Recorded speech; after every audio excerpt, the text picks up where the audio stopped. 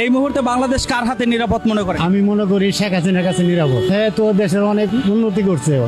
এই রাস্তাঘাট, bridge, culvert, flyover সবই শেখ হাসিনার। লুটপাটও তো করেছে। হ্যাঁ, লুটপাট করে কাজ করছে। আর বর্তমান যারা আছে এরা তো শুধু লুটপাটের ধান্দায় আছে, তারা তো কাজের ধান্দায় নাই রে ভাই। সাবেক প্রধানমন্ত্রী শেখ হাসিনা উন্নয়ন করছে ভালো, আপনার নিরাপত্তা দিচ্ছে ভালো, এই জন্য তাকে প্রয়োজনে দেশে।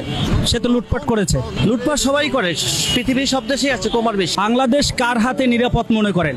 আমার কাছে শেখ হাসিনাই ভালো আছিল, দেশটা ভালোই আছিল, যাই করছে দেশটা তো ভালো চালাইছে। বাংলাদেশে আমার কাছে শেখ হাসিনাই নিরাপদ মনে হয়। লুটপাটও হয়েছে কিন্তু দেশের উন্নয়ন হয়েছে।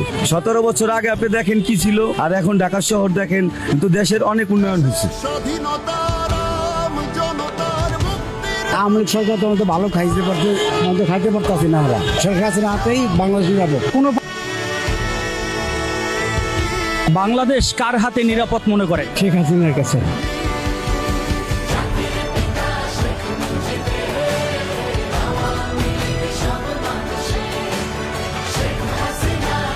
ভাই আমরা রোডে ঘাটে গাড়ি চালা খাই, আমাদের আগে সরকারই ভালো ছিল, আওয়ামী লীগ সরকার। এই মুহূর্তে বাংলাদেশ কার হাতে নিরাপদ মনে করেন? শেখ হাসিনা দরকার, সেই ভালো ছিল।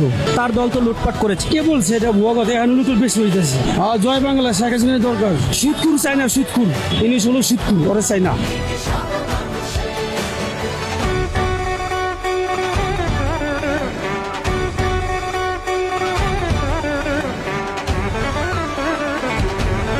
একমাত্র সেনাবাহিনীর কাছে নিরাপদ থাকবো। আমরা খুব কষ্টে আছি বুঝছেন, ডক্টর ইউনূস ঠিক মতন চালাইতে পারতেছে না। সেনাবাহিনীর কাছে গেলে সব ঠিক হয়ে যাবো, দেশটা খুব সুন্দর চলবো।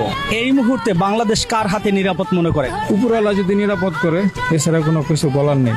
বাংলাদেশের বর্তমান পরিস্থিতি কি পর্যায়ে তা তো ভালো করে জানেন। আরো বক্তব্য 100 জন টেনিসের না কম হইলো, অভিজ্ঞতা হয়েছে না কি অবস্থা কি পরিস্থিতি। আমার মতো বিদ্যালয়ের কথা জানার তার প্রয়োজন নেই মনে করি না। এই যে যাত্রাবাড়ি চত্বরটা ডেইলি ছিনতাই হইতেছে, পুলিশটা থানাটা সামনে না, থানা কি কমপ্লেন যায় না?